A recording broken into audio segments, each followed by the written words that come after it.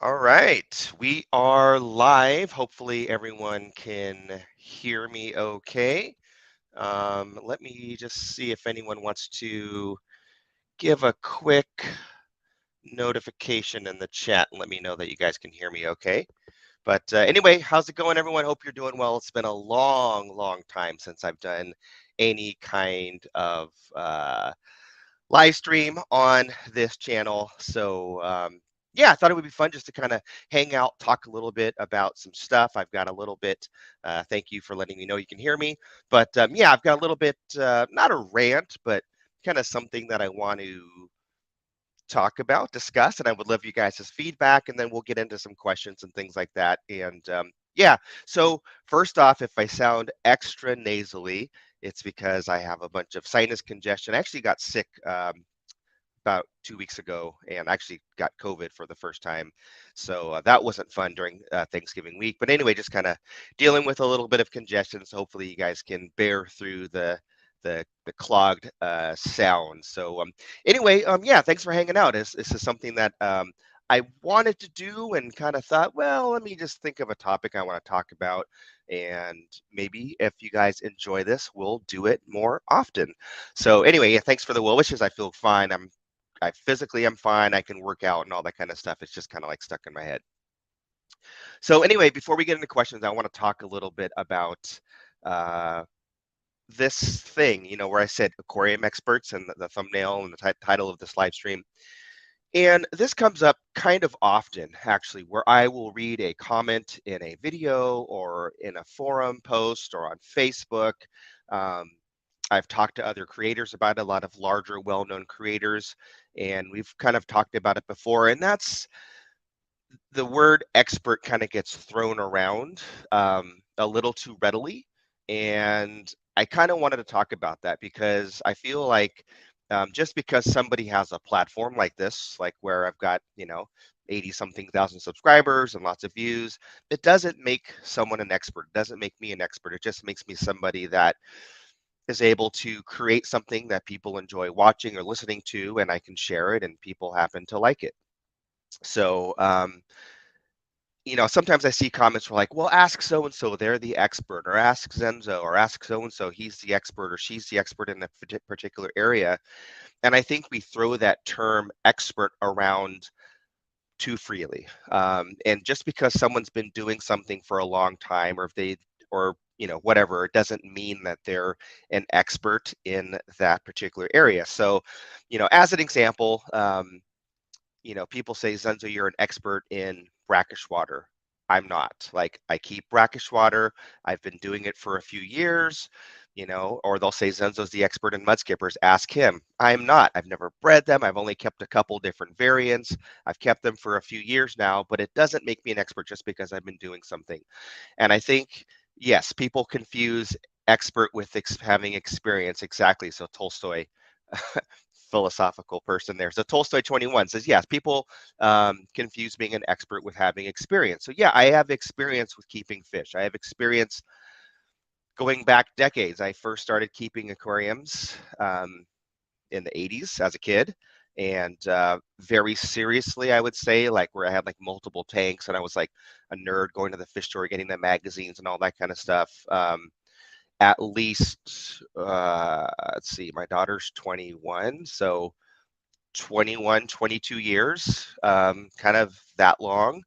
But yeah, it doesn't make me an expert. And if you follow a particular person on YouTube or social media or whatever, and you like what they're teaching you or you like what they do, that's great. And if you can learn from them, that's fantastic. But just be careful when you kind of put that expert title to somebody. Now, there are experts in the fish keeping hobby for sure, and they might be experts in their particular field. So, for example, my friend Dean Tweedale, a lot of you guys know him, Master Breeder Dean. I would say that he is an expert when it comes to breeding fish in a fish room for profit and the way that he raises his fry and grows them out beautifully and sells them. Like he is an expert at that, and it's not just because he has lots of experience, but he's done, lots of research and talked to different people and traveled and learned different methods and has kind of perfected it. But it doesn't mean he's an expert at everything. It doesn't mean he's an expert at breeding all types of fish or or keeping different types of fish. So, yeah. Anyway, that's kind of something I wanted to talk about, and I don't want to say get off my chest, but definitely um, uh, just wanted to kind of like get my thoughts out there. Another one that comes to mind. So a lot of you probably follow Aquarium Co-op, and some of you may be members, and we have the member presentations every month. And those presentations, we find an expert in their particular field to talk to us about what they teach or what they've studied. So it might be a professor, a doctor, a veterinarian, or whatever it might be. They are an expert in that particular field. But so, for example, like Dr. Joe Cutler, who's a fantastic doctor, scientist, he's out in the wild in Africa, he's in West Africa studying fishes out there. He might be an expert in mormyrids, but he's not an expert at aquarium keeping, because when it comes to aquarium keeping, he knows very little. He's done a little bit, but not much. He has done all of his studies on these fish out in the wild and collected them and researched them and for the university, etc. So anyway, that is my 8 to 10 minute rant on experts out there. And again, it's great that people are out there making videos and people have lots of experience and they share that, but just be careful that you don't, just give someone that title of being an expert just because they happen to have a lot of followers, something like that. Because we know that there are creators out there, and I'm not talking just about aquarium channels. It could be motorcycles or cameras or shooting channels or whatever it might be. Just because someone has 1 million, 2 million, 10 million followers doesn't mean they're an expert. It just means that they've created something that people happen to enjoy and watch. So with that, let me know your thoughts in the comments. I'll try to read some of those. I did want to get to some questions. A couple of you actually posted some questions earlier on. So I'll just get to these real quick. So someone, Nabok, I cannot pronounce these hockey players' names, but anyway, Nabokov fan 87. He's in the forum and everything like that. He mentioned that he watched a video this past week of someone who has experienced experiencing something new for the first time in the hobby, and it was refreshing and enjoyable and pure. Their reaction is what spoke to me the most, in seeing that connection as they hand fed their fish for the first time. And the question is what is something that you want to experience in the hobby that you haven't yet? What gives you this pure kind of joy in your fish room? Excuse me. So I would say that I've kept lots of different types of fish, but not all types of fish. And there are things that I've wanted to do in the past that I haven't been able to. And like, for example, just recently, I've finally been successful at keeping cherry shrimp alive. And for most of you out there, 99% of you, you're probably laughing right now. That is such an easy thing, Zenzo. How can you not keep cherry shrimp alive? I don't know. I tried in multiple aquariums. I tried it in tanks that were seasoned. I tried it in new tanks. I tried it in different types of water parameters, heavily planted. And for some reason, they just never lived longer than a month. Well, I finally have this 40-gallon tank that's dedicated to shrimp, and they're breeding. There's shrimplets and mid-sized shrimp all over the place, and it's fantastic. And so for me, uh, that has been enjoyable. So for me, I would say that yeah, there's a lot of things in the hobby that I haven't experienced yet that I might want to one day. Um, but I would say something that gives me joy is when there's something that I've been wanting to do for a long time and I haven't been able to do it, and then I finally achieve it, and then I'm happy. So in fact, I filmed a vlog video a couple days ago. My editor will be editing it and it'll come out probably next week, where I talk about this new tank that I'm setting up, and it's something that I've wanted to do for many, many years and never did. And I finally have decided to make it happen. So I'm getting some support from Universal Rocks, and they're sending me a background, and I have this nice build planned, and I'll be excited to share that with you guys. So yeah, I would say that is something that gives me joy, is doing something that's new to me that I've been wanting to do. Another question from Regina is, how do you do it with so many tanks, so little time, and they all look phenomenal? Well, I will tell you that my tanks do not all look phenomenal.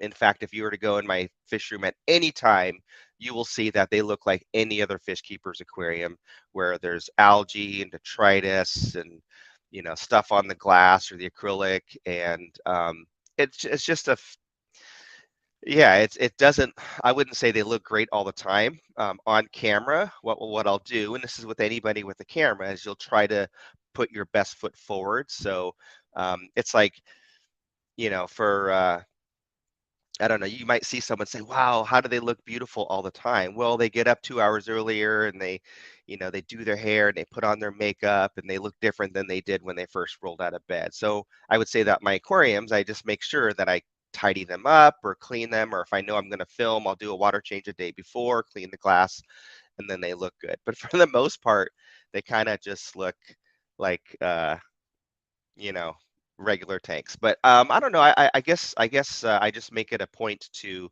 spend time down in the fish room as much as possible. In fact, recently, so a while ago, I put a standing desk down there so I would spend more time like working in there, because right now I'm in my office.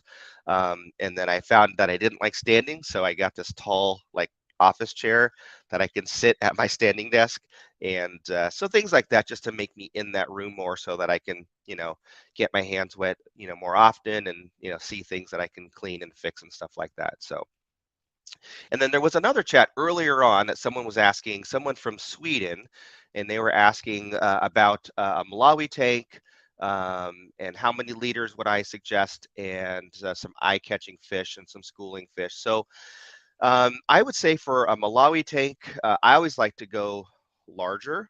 So I think I said 280 liters, which is about 75 gallons, is kind of my starting point, and 4 feet long, which I think is about 120 something centimeters, is where I would go. So a large tank where you have enough space to have the kind of fish that you want. As far as stone, that's really a preference up to what kind of decor you're looking for. So, and I don't know what's available to you where you live, but you could go to like a quarry, a rock quarry, or a landscaping place and find some stones that might work, or you could get like fake stones that look real, but are not. They're not real. Obviously, they're lighter and hollow.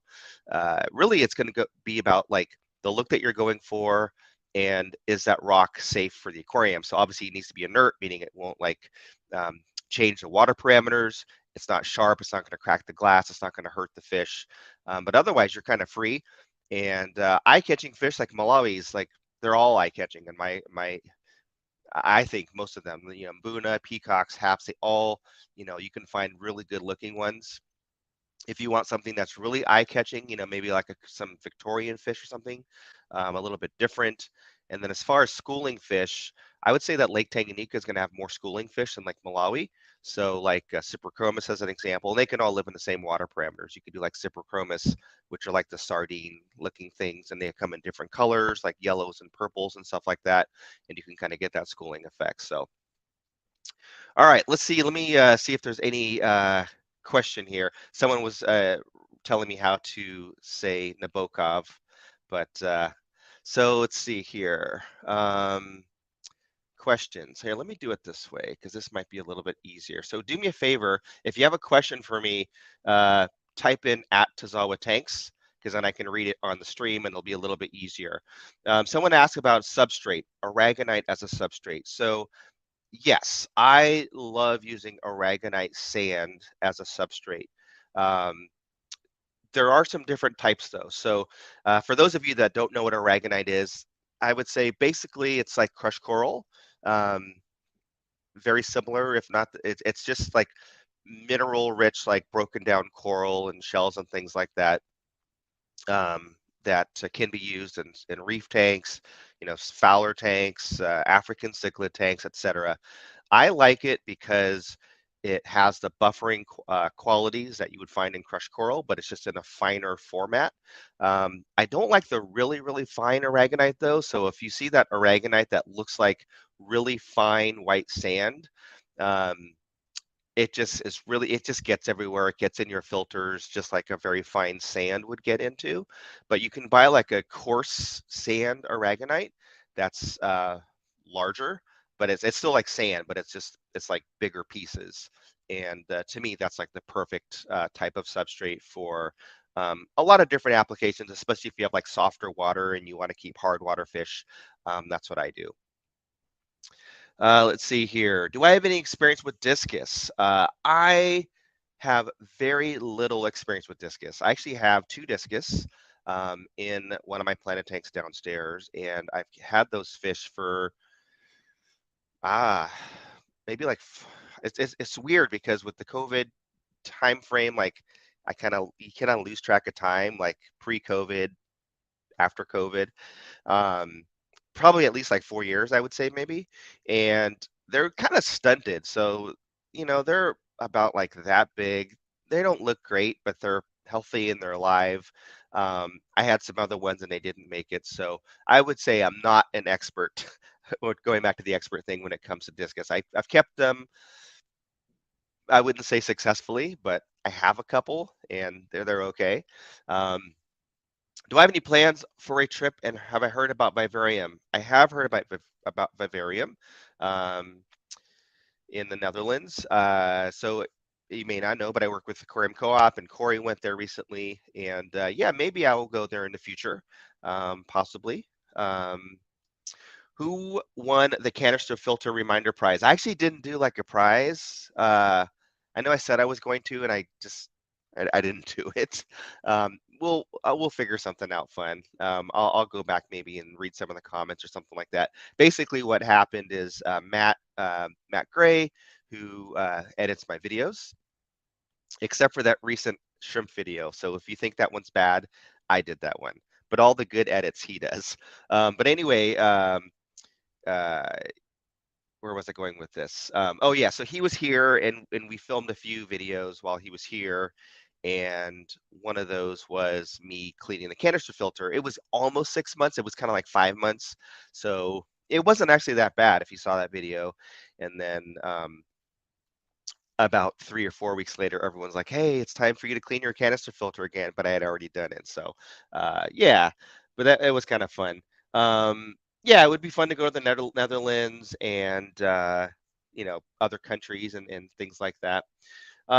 Someone's asking, do I use a bed filter? So if you're talking about um, I don't know what you mean by bed filter. I don't know if you mean like moving media, like I have like in my Zis bubble bio filters. I do have a few of those running, which is basically like it's like that K1 filter media that gets like tumbled around. So I do use a couple of those.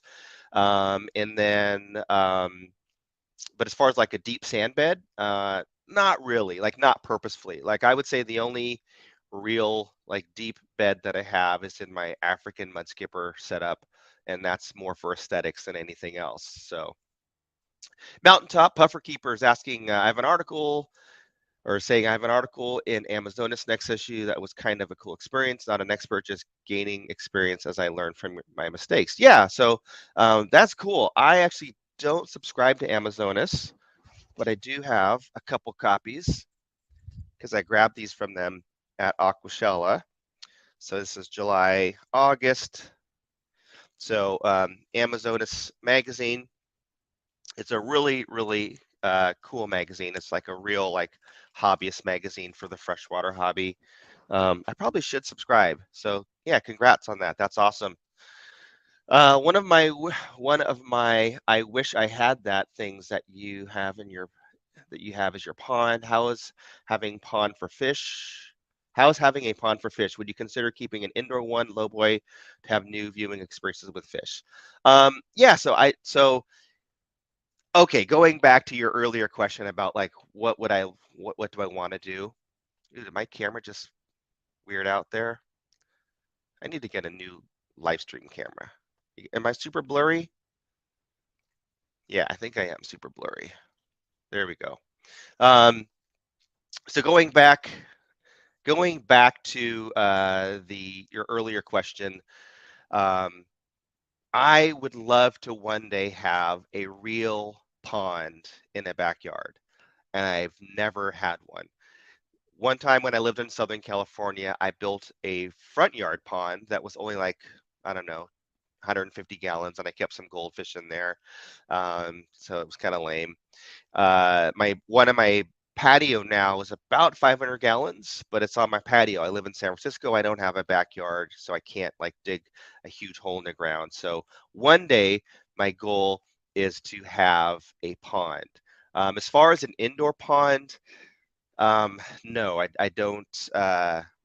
I don't have any desires to do that because you don't really see the fish very well. I'm certain fish that are designed for ponds. Yeah, like if the fish is designed to have patterns on their, have been bred to have designs on their back, like koi or like shabunkins, they look good. But I really, I would rather have like a acrylic or glass viewing panel than I would to look top down. Even when I used to breed African cichlids for profit, I had like those 255-gallon bins that I used that were kind of pond-like, and I could look down and like see the color on the fish, but it wasn't very enjoyable. If I were to build something like that, I would build it with a viewing panel. One day, if my wife ever agrees that we can move to Hawaii, then I will have a pond outside, and I'll probably do like cichlids outside. So, all right, another thing, yes, about the focus. Um, uh, I have always the problem watching from Europe. Oh, the gallon and inch. Um, and converting liters to centimeters. Hope you'll have noticed. Yeah, so we try to like put liters and centimeters, and even if it's pricing, we'll put like, the euro price, the dollar price when we can. Um, there's actually an app that you can put on your phone, and I don't know if it's available in the Netherlands, but I assume it would be. It's called Units, and it's an app that you can. It looks like, I don't know if you guys can see that Units on that little bottom one with the. That's not going to show up. But anyway, this thing allows you to do like all different types of different conversions. So everything, shoe sizes, speed, velocity, temperature, torque, liquid volume, distance. So like here you could put in 75 gallons and it will tell you how many liters, how many milliliters, everything like that. So if I did 75, then it's going to tell me pints, quarts, cups, tablespoons, liters. So if you ever are unsure, then maybe get an app like that, and it does everything for you. Um, someone's saying, will you be doing more live streams like this, or is this a fling thing? Robert, this is probably a fling thing. I might do one here and there more often. Um, I don't know. I guess it depends on you guys and how this is received, and if everyone enjoys this. I would say that I could do it. I mean, it's not difficult. Maybe like once a month, maybe we'll do them. Yeah. All right. Let's see here. What's my opinion on having small pufferfish? You think they're so cute? Yeah, I like small puffers. I have some small puffers. I've got currently I have a green spotted puffer and two Peruvian Amazon puffers, and yeah, they're fun. They're easy to feed, and yeah, just they're good fish. Yeah. Do you do one every time you clean the canister filter? Yeah, that's like once every blue moon. Best question is gallons, U.S. gallons or imperial gallons? I don't know, Ben. I'm in the U.S., so I just go by U.S. gallons. All right. Don't forget, if you at Tazawa Tanks me, it'll be easier for me to see your question. Um, let's see here.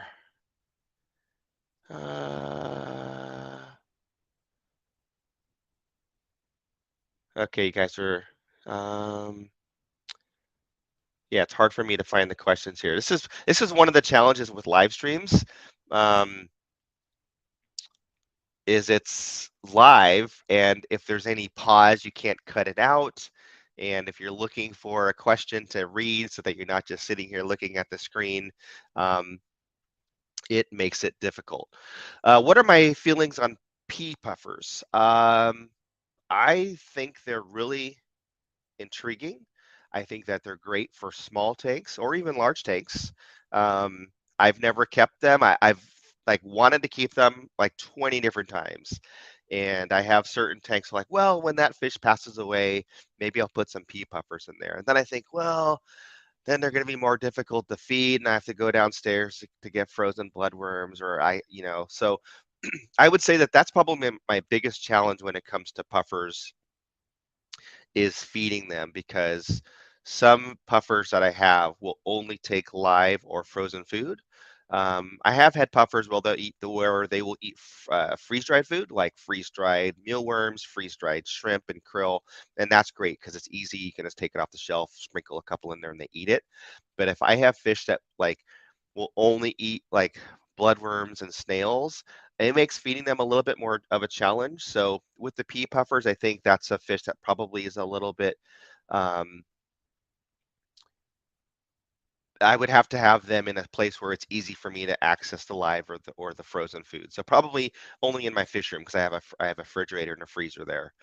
Let's see here. Here's another question. What is your dream aquarium or goal you want to achieve? So I actually have a dream aquarium. I've talked about it before. I think um, it's probably an aquarium that I will never have in my life because it would have to be custom built, and the same thing can be achieved with multiple aquariums. But basically, my dream is to have this like really enormous all-in-one aquarium that's like 12 feet long or larger, 12 to 14 feet long, um, probably like 3 to 4 feet front to back, maybe 2.5 feet tall. And I want it to be African Rift Lake, but I want this really long tank and I want it to be sectioned off.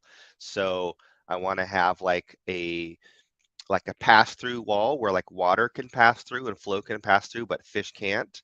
And I want to have like different types of fish in each area. So like a Malawi section and a Tanganyikan section and stuff like that. So yeah, that would be kind of like my dream tank. So the Tanganyikan tank that I'm building is kind of like part of what that dream would be, I guess. But yeah. All right, let's see here. I saw a few more questions.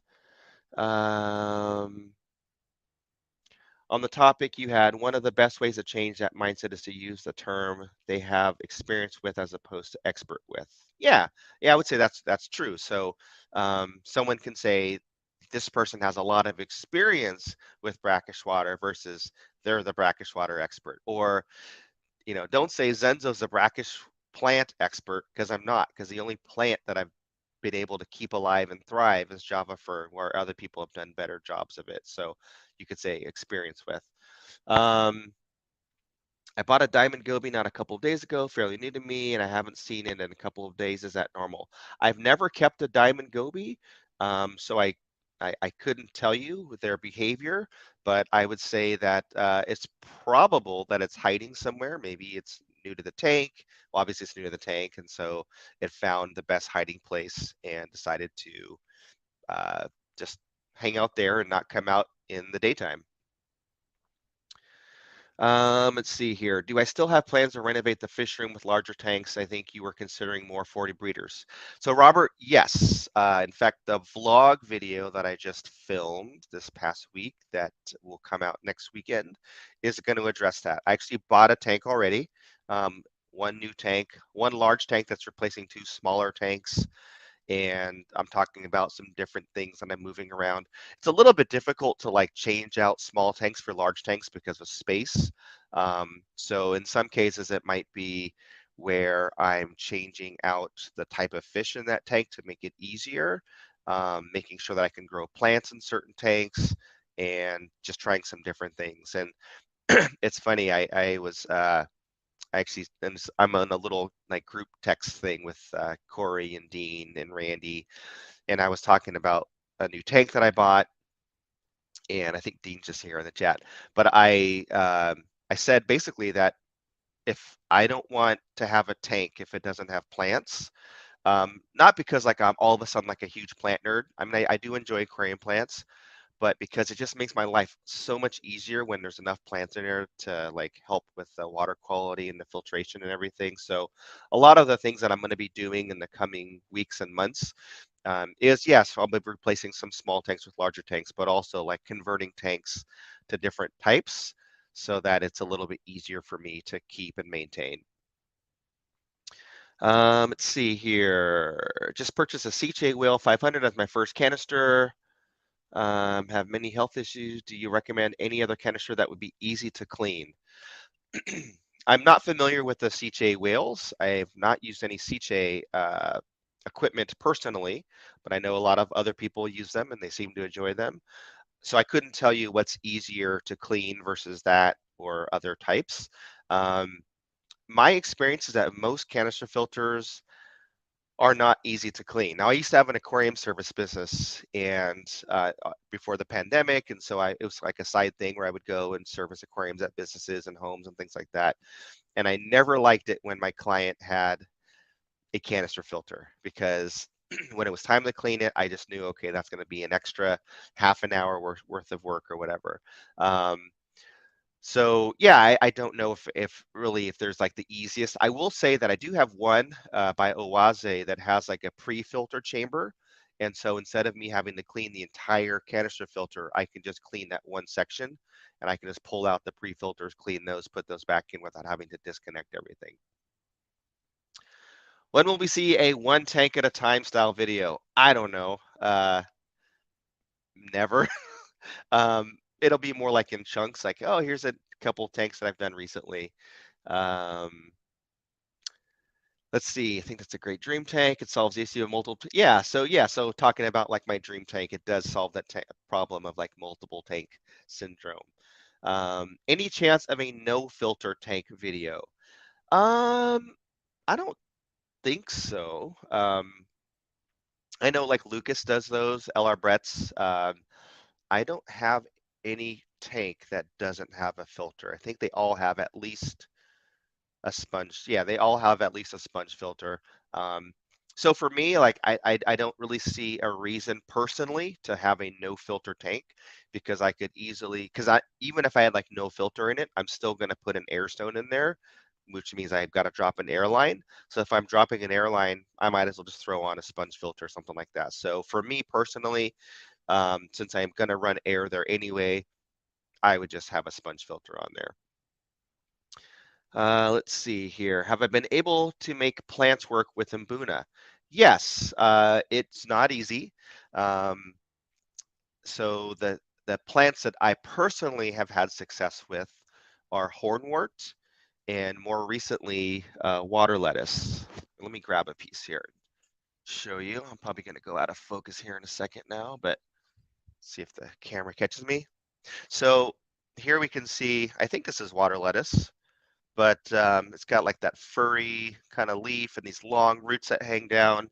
And I just have them in a few different areas. I have them in my outside pond, but I had so much of it growing this summer that it was just taking over like everywhere. So I would take it and throw it in the Mbuna tanks thinking, oh, they'll eat it. They didn't eat it. And it's still like growing like months later. So that's worked well for me. It's a great nitrate absorber. And the hornwort, they don't mess with it much at all. So like sometimes it'll degrade over like several months, but I have more of it growing in my pond. I just take out more and throw it in there. So those are the two that I've done well with. I've tried like Anubias and Java Fern. They won't eat it, but it sometimes gets torn up from activity. And then also, yeah, don't forget that like button. Thank you. But also like it's slow growing. So for me, it didn't really do what I wanted it to do as far as like absorbing nitrates and stuff like that, which you want in those overstocked cichlid tanks. Someone's asked why don't suppose you ship merch to Canada, eh? I actually am trying not to ship merch anymore. I have like a few couple sizes of t-shirts left, but I'm not ordering them anymore to ship out from here from my home. So everything is done through it's done through a Spreadshirt. So if you like it, at the bottom of my videos, you'll see like a shop area. So I don't know if they ship internationally. They probably do. Um, and then you could just do it there. Let's see here. I'm planning on an Oscar tank, and I'm having trouble on settling on mates for cleanup crew. My plan is a 125, 2 Oscar silver dollars. That and then I'm stumped, not looking at a pleco. Well, um, yeah, cleanup crew for an Oscar tank with silver dollars, which is kind of like what I have or had, which you'll guys learn about in the next video next week. Yeah, so in that tank, I have some Synodontis, some catfish. They, they clean up everything because any uneaten food, they'll go around and get it from the bottom. So any like medium-sized cat, if you don't want a pleco, would do well, as long as they have hiding spots. You could do like Malaysian trumpet snails as long as they don't get out of hand. Yeah, probably something like that.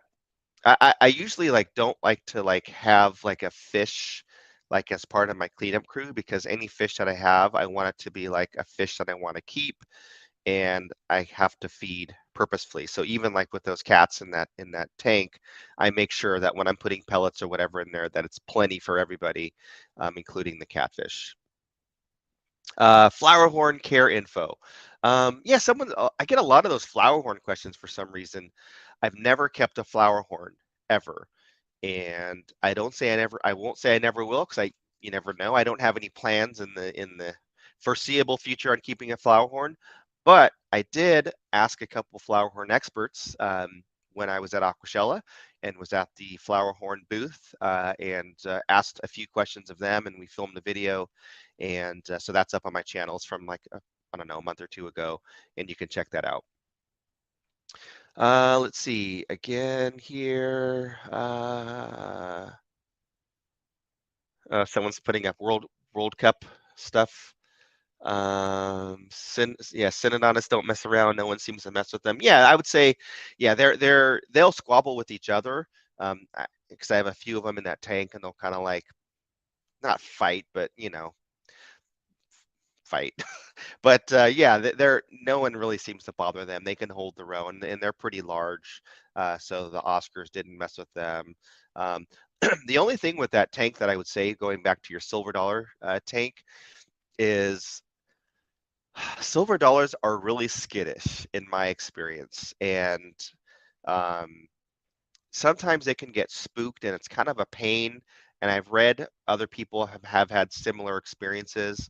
So like during water changes, they'll like freak out, and you'll see like a bunch of like silver scales floating around in the water. I'm actually in the process of moving mine out to give away or sell or something like that.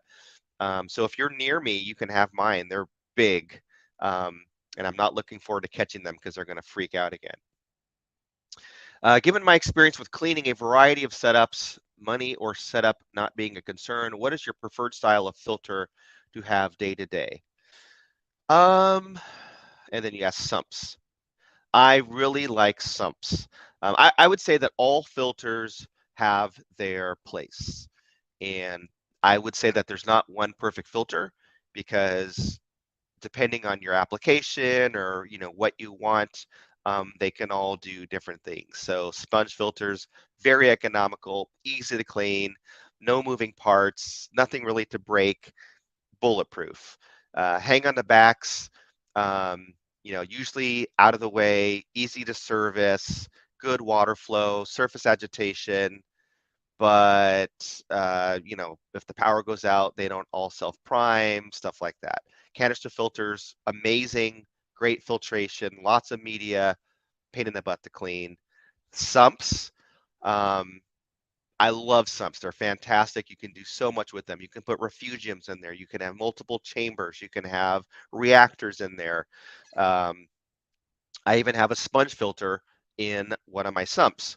But you also have to remove water from your tank and have it either overflow or some type of contraption to get the water out of your tank into the sump and then back in. So it's pumps and overflows or drill tanks, bulkheads, potential for leaks and floods. Not always the easiest to service. So I would say personally, my preferred filter is a sponge filter because of the ease and just it's the least amount of worry and it's the easiest to manage if there's any kind of power outage or anything. But with that being said, if all things, if I didn't care and I just wanted what my favorite thing was, I would probably just do a sump and just deal with all the other challenges. Have you kept the love of aquatic existence, the blood parrot? Um, I've never kept a blood parrot. No. Personally, I'm not a fan. Uh, they look okay. They're kind of derpy looking. A lot of people like them. It's not my preference. And I also had a bad experience with the blood parrot, where when I had my service business, there was some blood parrots in this tank, and this one would like attack every time I would service a tank and like attack like the glass cleaner, the algae scrubber, and my hand and the filler and everything. So I would have to like stick a net in the tank and block the fish away while I was cleaning it. And actually, when I stopped doing my business and I gave my clients away to one of my friends, it actually attacked him and like bit him and drew blood even. So, yeah, not a fan personally, but yeah, I think a lot of people enjoy them, and I'm not the kind of fish keeper that like cares very strongly about like those fish suck or these fish are the only way to go. I kind of feel like, this hobby is large and broad and diverse, and there's so many things that we can keep, and there's so many um, ways of keeping fish. And if somebody likes a particular fish, then they should keep it as long as they can keep it healthy, and um, and if the fish is safe and they're being responsible, then I think that's fine. Even like, okay, let's talk about, thanks, Jared. Even like let's talk about like even like monster fish, right? So like arowana, red tail catfish, do they belong in the hobby? Nah, not really. Like for 99.9% of the people, a red tail catfish, a silver arowana, those large pacus don't really belong in hobby. But there are some fish keepers that have dedicated their lives or their time or resources to have the space to responsibly keep those fish.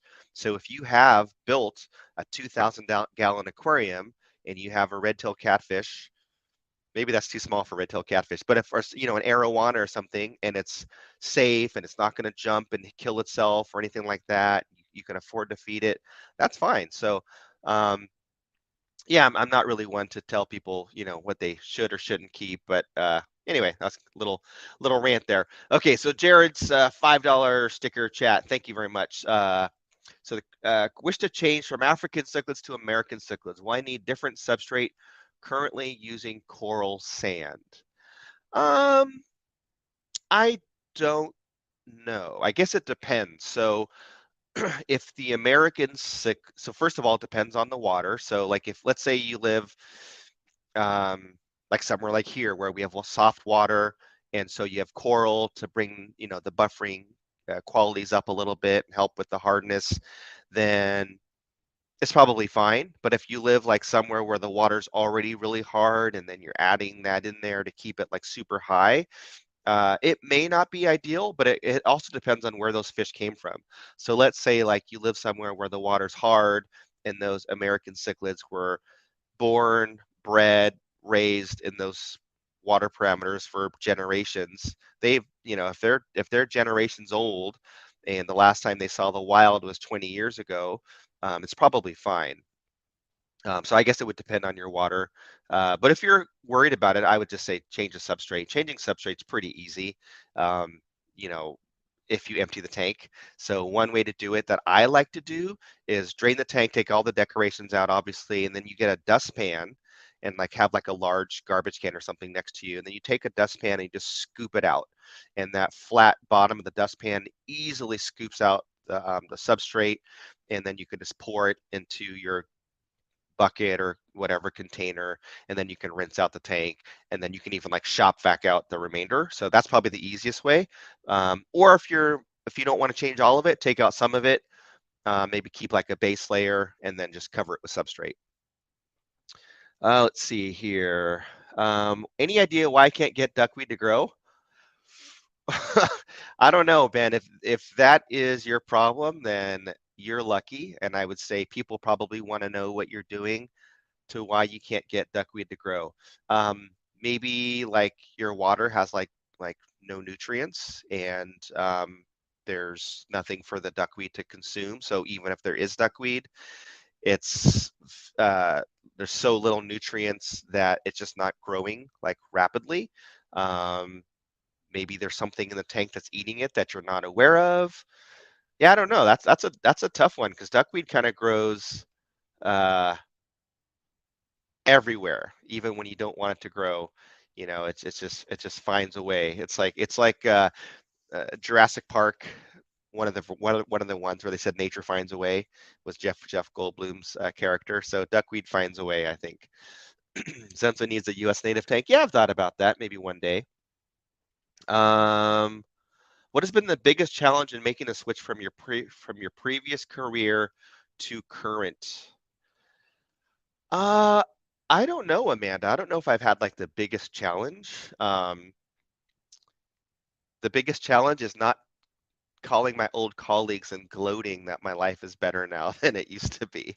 That's I don't know. Like oh, someone said duckweed doesn't like fast moving water.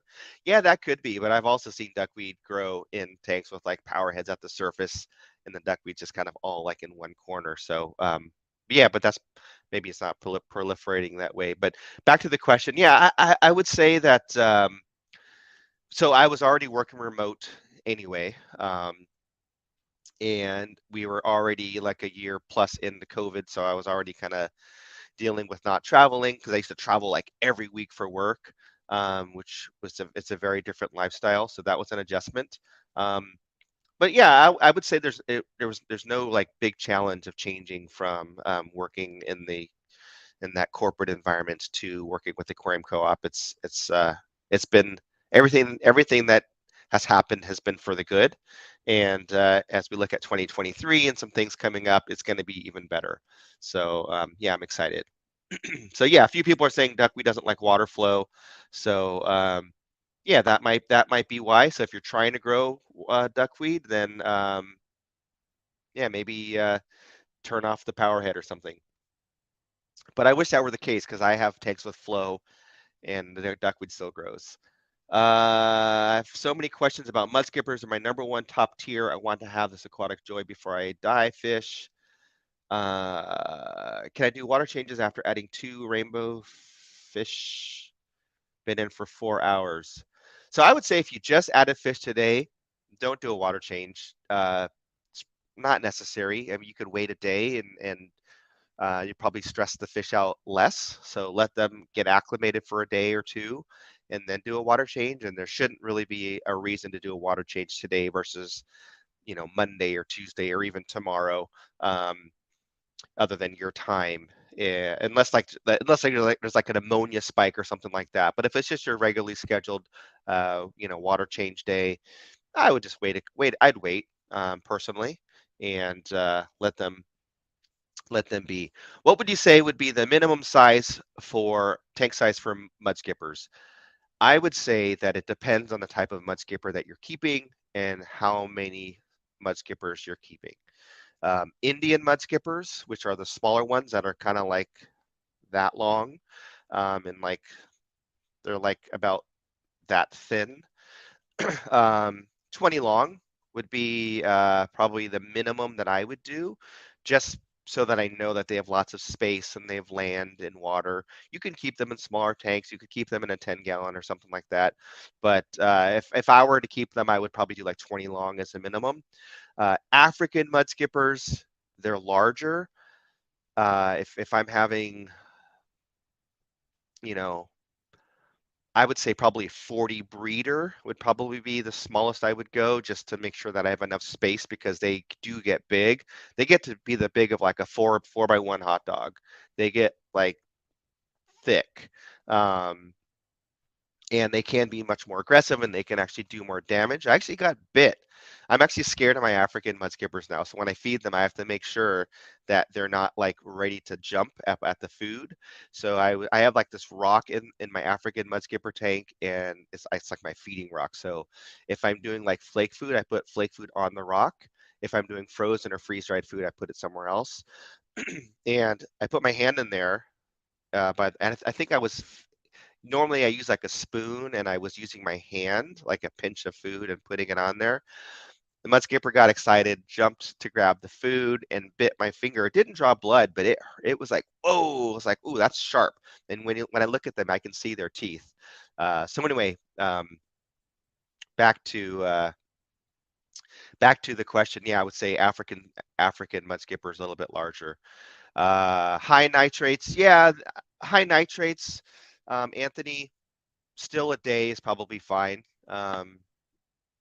Nitrate is not as dangerous as people tend to think, and you have to really be at elevated levels before fish start to suffer. So if you're at 60, 80 ppm on nitrates, you got to wait a day, should be fine. Yes, someone's talking about I didn't have a cold. I was sick a couple weeks ago and had COVID, and I'm just congested now. So yes, they do have teeth. They have teeth and they have sharp teeth. So yeah, that was not a not a fun experience. Actually, I think I made like a Instagram reel or something about it. The group of African mudskippers that I have been with you for a while. Yeah, they're big, and then I got a bunch more and stuff like that. So yeah, they're big fish. Let's see here. I'm so happy for the very fortunate gentleman who bought 18 mudskippers for $45 at your last club auction. Wow. That's so. First of all, mudskippers are hard to find because they're all wild caught. None of them are bred, and so they come from overseas, usually like either Southeast Asia or Africa. And a lot of stores don't carry them. A lot of wholesalers don't have them. And the fact that someone had 18 of them, and they got them for that cheap, is impressive. Because that's probably like the price of like one or two mudskippers. Let's see, what are some other questions that I might have missed? And remember, if you at Tazawa Tanks, I'll see it better.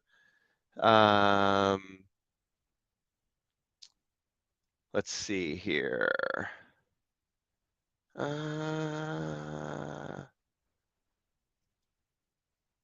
All right, now I'm going back in the chat. We're back at the duckweed.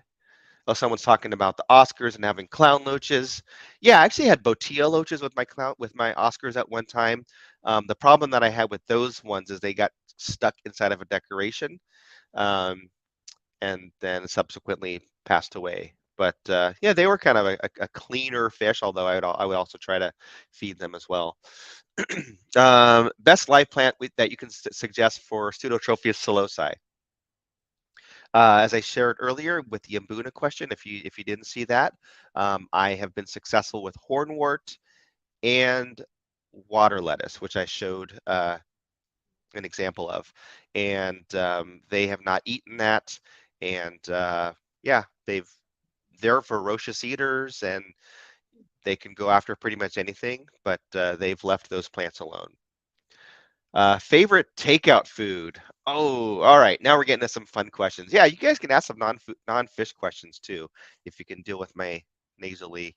Let me take a sip of tea here. So, favorite takeout food? That's tough. One, I like to eat, and I like to eat a lot. Okay. I'm gonna say that it's a tie between pizza, even though I'm lactose intolerant, but I manage, or really good sushi. I love sushi. I would say probably sushi over. Okay, really good sushi, but really good. Not like store-made sushi or any of that nonsense. Like real, like they just made it. It's Saturday and they got their fish delivery a few hours ago, and we have lots of those in San Francisco. So really good sushi, or good pizza, and maybe Chinese food in that order. Yeah. All right, let's see here. Am I out of focus again? I should be okay now. The indoor pond idea I had was something like Corey's 800-gallon, but it would be a low boy. Just seeing fish that enjoy it having that amount of room. 75 gallons, but 12 inches tall.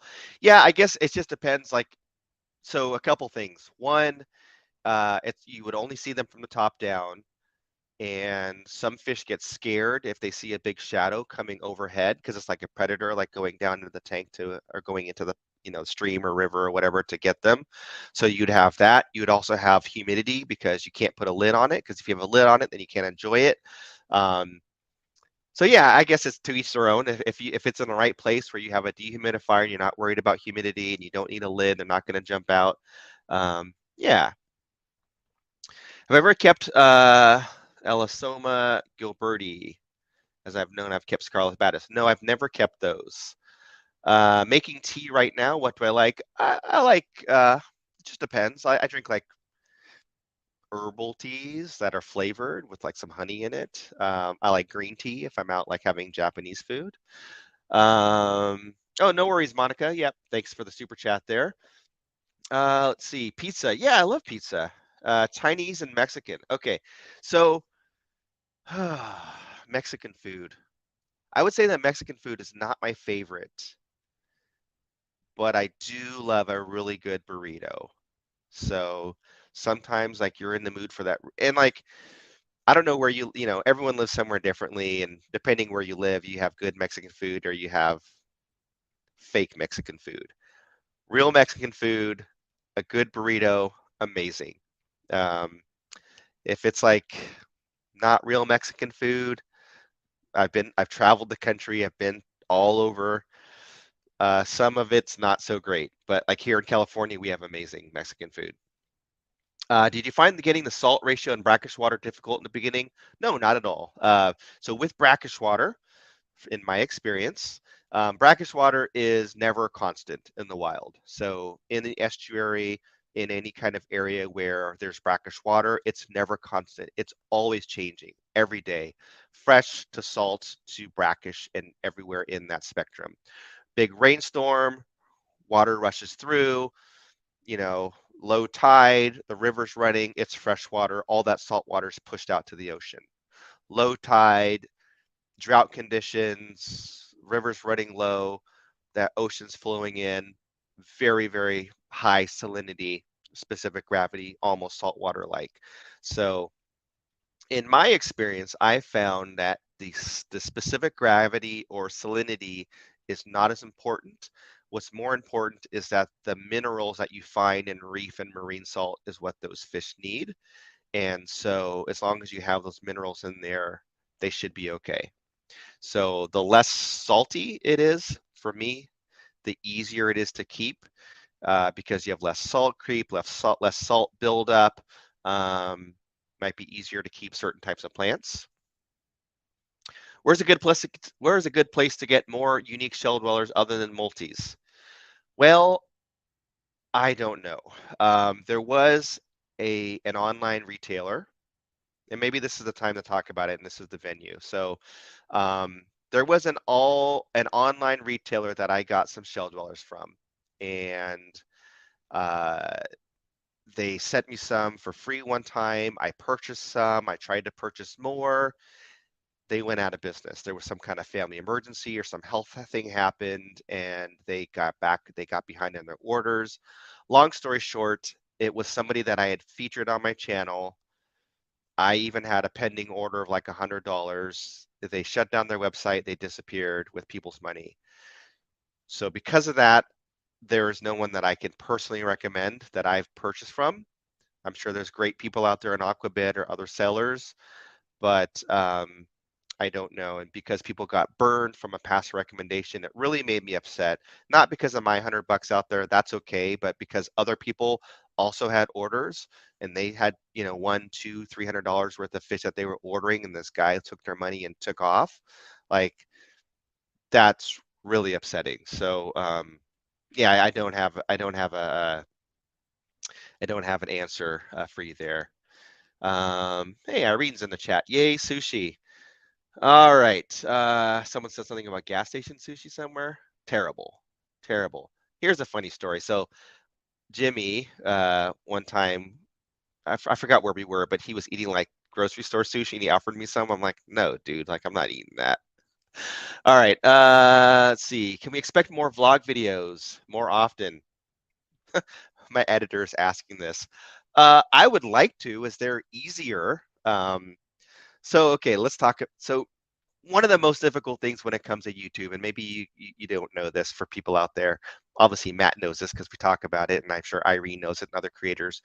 It's really hard to come up with ideas to film a video about that you're comfortable talking about that you think people are going to watch, or you haven't made 10 times already, and you don't need to make another African cichlid care guide video or something like that. So the vlogs are easy because you don't need like a topic. You're like, hey, like check this out. Here's a tank. Let's do this. This is what's going on.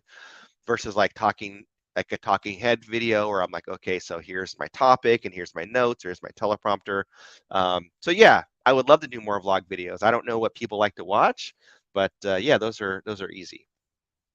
San Francisco is too far north for good Mexican food. That is 100% false. We have some of the most amazing, well-known, authentic Mexican places here in San Francisco, and they probably are small, hole-in-the-wall joints that you may not have ever heard of, or like you wouldn't see like on Yelp or anything like that, TripAdvisor, but the locals know, and it is amazing. And you know when you go into a place and they all speak Spanish, and all the people there that are buying food are speaking Spanish and they're Mexican or Central American, the food is amazing. Do you think frozen fish food is more nutritious for fish than pellets? Not necessarily. It depends on the frozen fish and frozen food, and it depends on the pellet. So there are some frozen foods that, um, depends on how it was made. It may not be very nutritious, or it might just be like, that one ingredient, like a frozen bloodworm. Like, yeah, they're nutritious, but a super high quality pellet food you know, that's been, created to, target a certain kind of fish and have all the perfect ingredients in there. The pellet food might be more balanced, because it's going to have more different nutrients and vitamins and things like that than that one frozen food. So I would say that a balanced diet is going to be better than one particular food. Are people confusing you with Hawaiian fish keeper, Mel? No, I don't. With the flower horn question, I don't know. I don't think so. I don't. Yeah, I don't think so. Can you keep dwarf chain loaches with pea puffers? My 13-gallon is overrun with bladder and trumpet snails. Dwarf chain loaches with pea puffers. Uh, I don't see why not. I don't think they would be there would be any issue, but I've never kept either one, so I'm not an expert. Let's see here. Have I ever been to SF Bay Foods to see how they make their food? Interested in doing that? I have not. The owner is Andrea. Andrea. I've met him. I've talked to him. I've met him in person. Um, we've even talked about me going out there. He's invited me in the past, but never made that happen. Maybe one day. That might be kind of a fun thing to do or a fun video to do. But yeah, I've not been there. But yeah, maybe one day.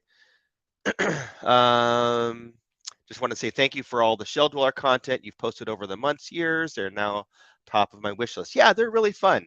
Um, they are fun. Some people have their challenges with them.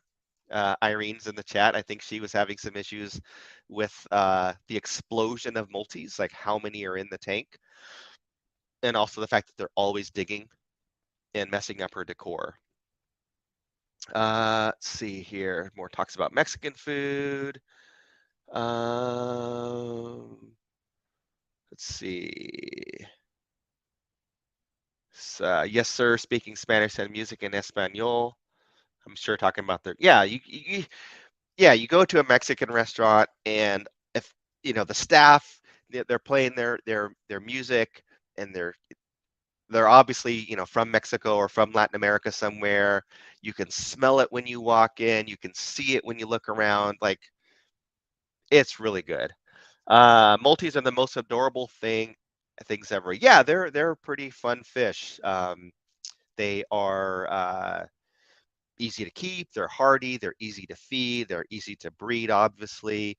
Um, they're kind of good looking, I guess, depending on your idea of looks or aesthetics.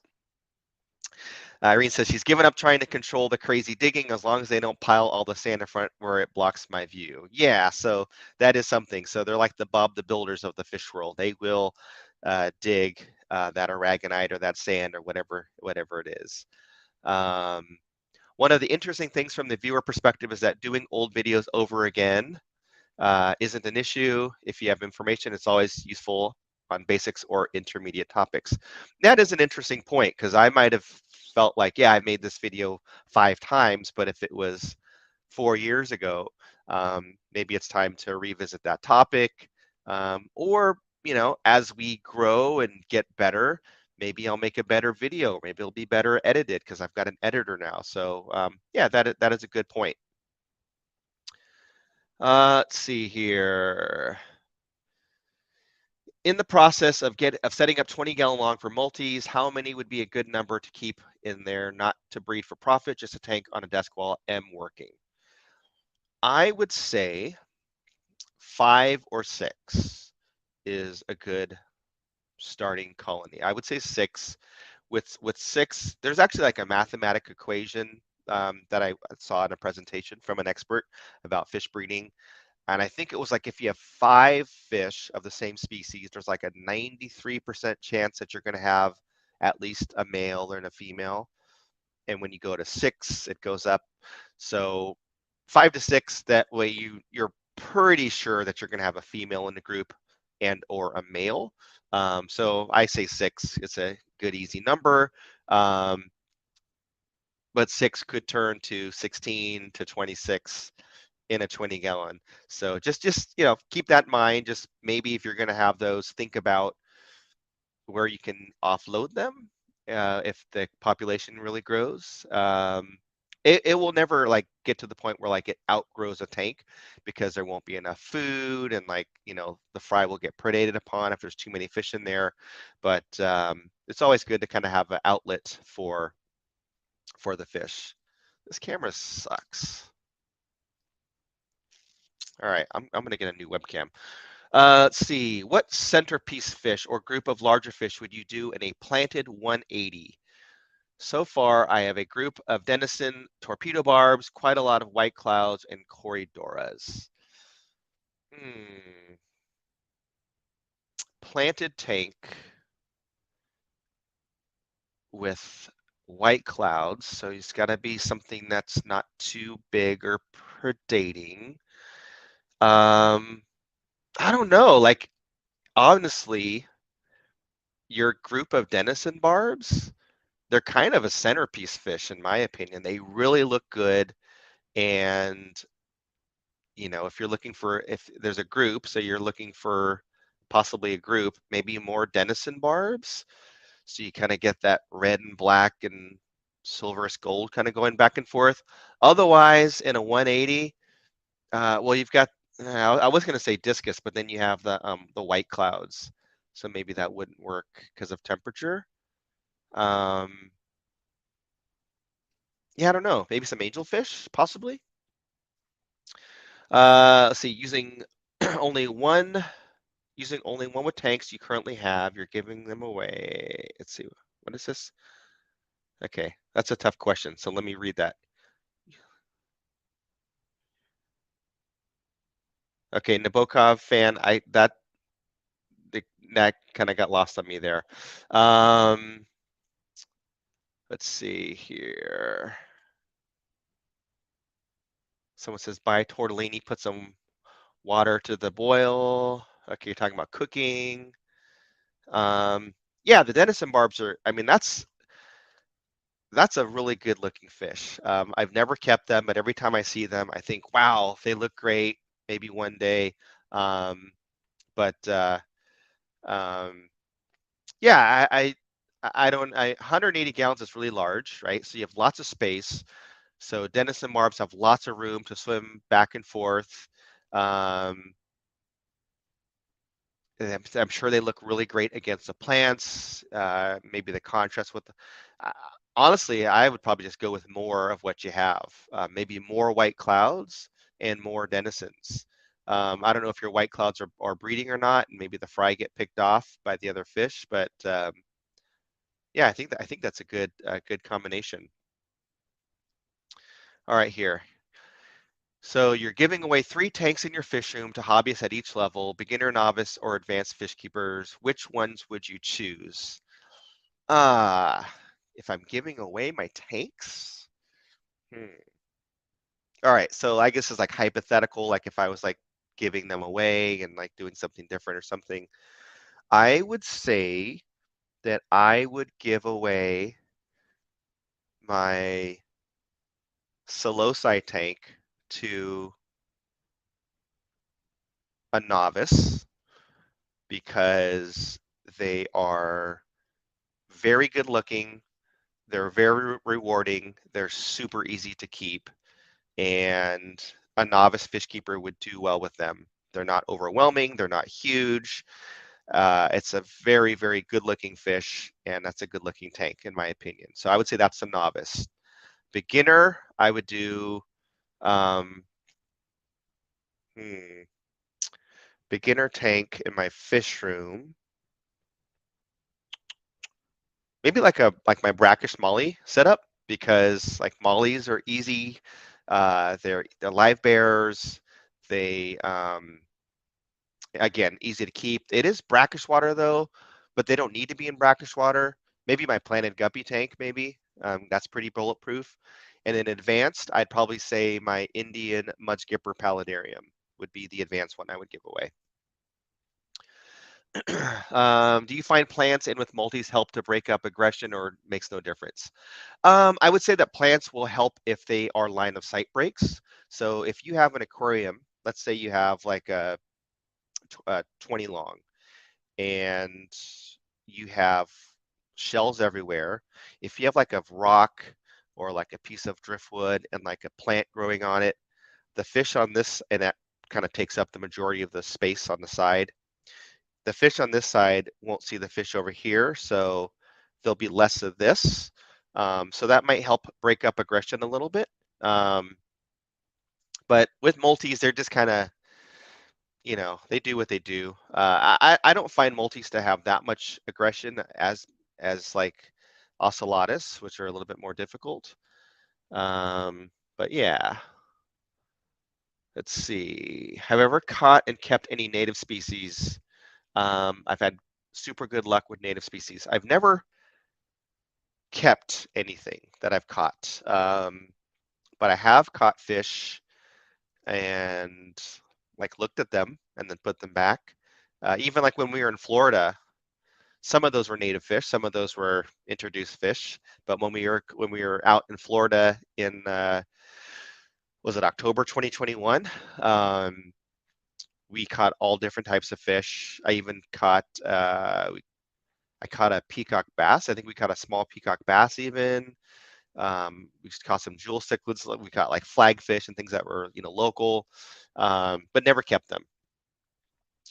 Let's see. What are some other questions here? We need more of those food questions or non-fish questions. I like those. Those are more fun. How long we've been going for an hour and 15 minutes already? We'll go another 15 minutes or so if there's some good questions. Let's see here.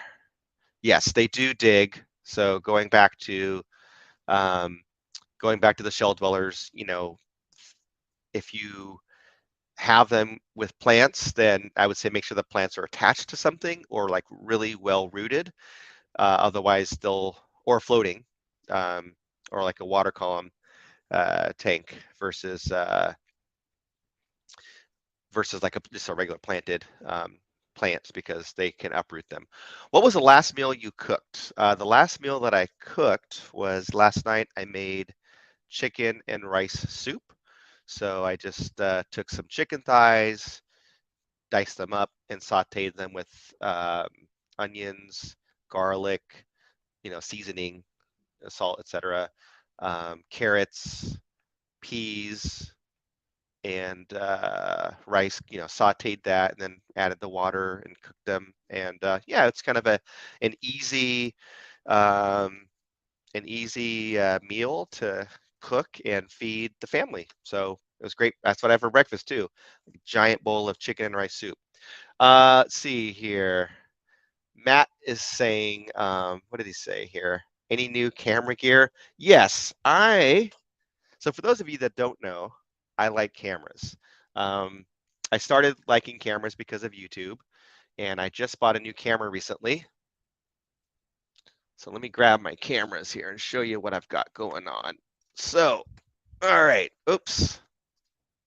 Never mind the lid there on the camera. Okay, so I was using two of my EOS Rs. So Canon makes a camera called the EOS R, or they made the EOS R.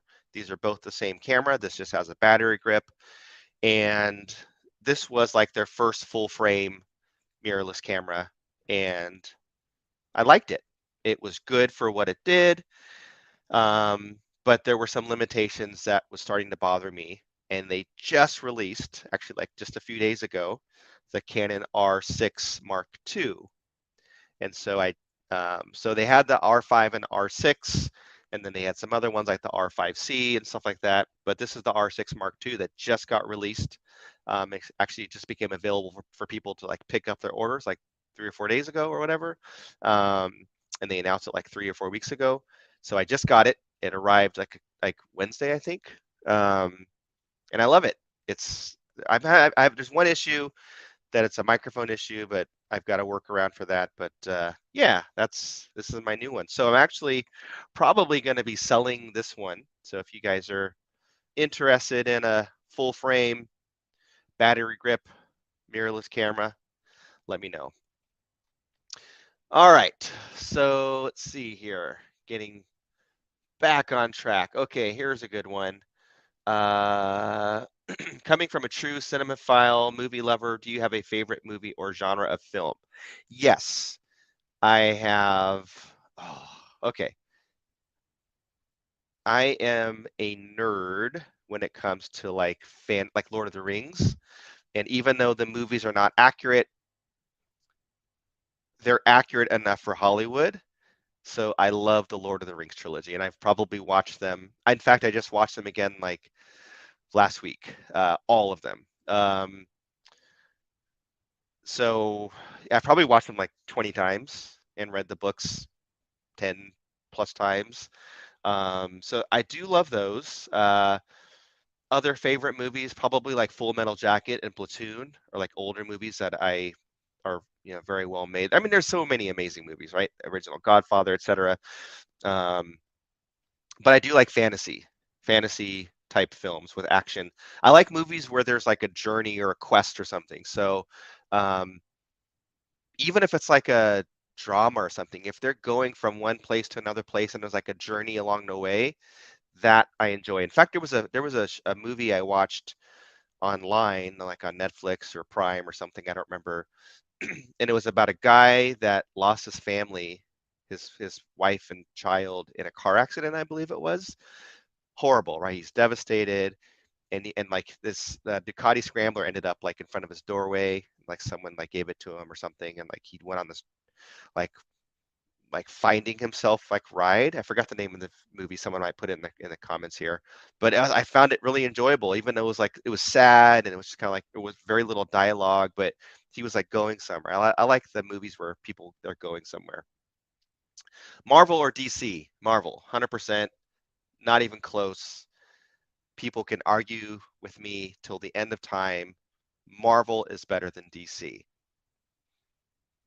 So yeah, let's just talk about it. So Marvel, first of all, Yeah, there's not even close. Like the characters, the comics in Marvel are better than DC. Some could argue and say, well, DC's some of them are a little bit more dark and less kid friendly, and that might be more fun for some people, like some of the Batman stuff. But I don't know. Batman's not even a superhero. Batman is just a rich dude that's tough and can fight and has like money and gadgets. Superman, okay, he's great. He can do lots of things, and Wonder Woman, she's amazing, and all this other stuff. But no, like Marvel is better. In fact, I just watched a Marvel movie last night. We watched Wakanda Forever, amazing film. Um, but yeah, definitely Marvel over DC, and you will never convince me otherwise. Let's see. Did I like Willow? The original Willow, like 30 something years ago? Kind of. I think there's a new one, but I haven't seen it yet. House of the Dragon, not a fan. Honestly, I was a real big Game of Thrones fan, especially early on, like the first 5 or 6 seasons.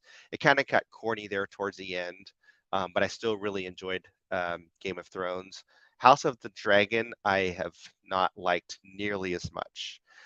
Nor do I like Rings of Power much, as far as Prime, the Lord of the Rings. Although I still watch it because it's Lord of the Rings stuff.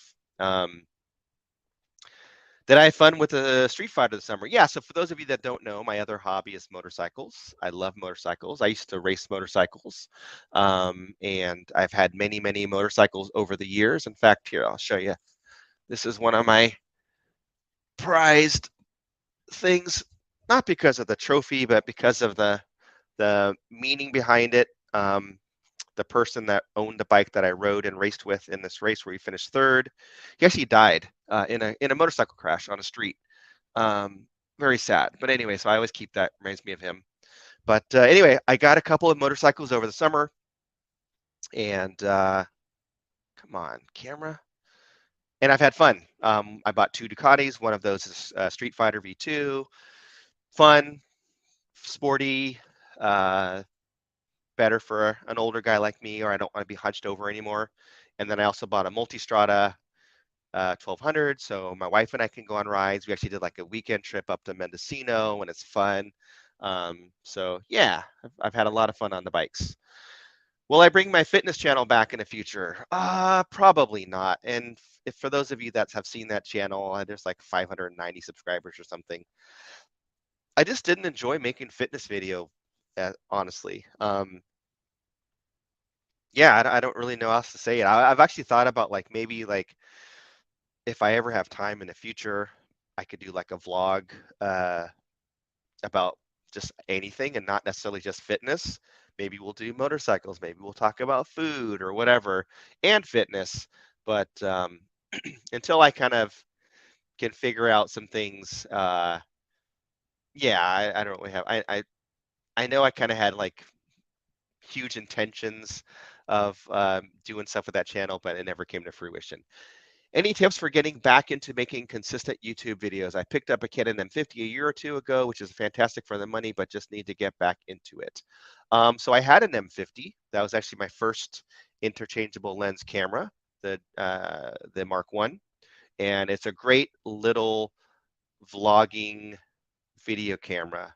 In fact, I still would recommend the Canon M50 Mark II for people that are looking for an inexpensive camera, although they do have like the R7 and R10 now. But it was a good little camera. Just the problem was the lens choices.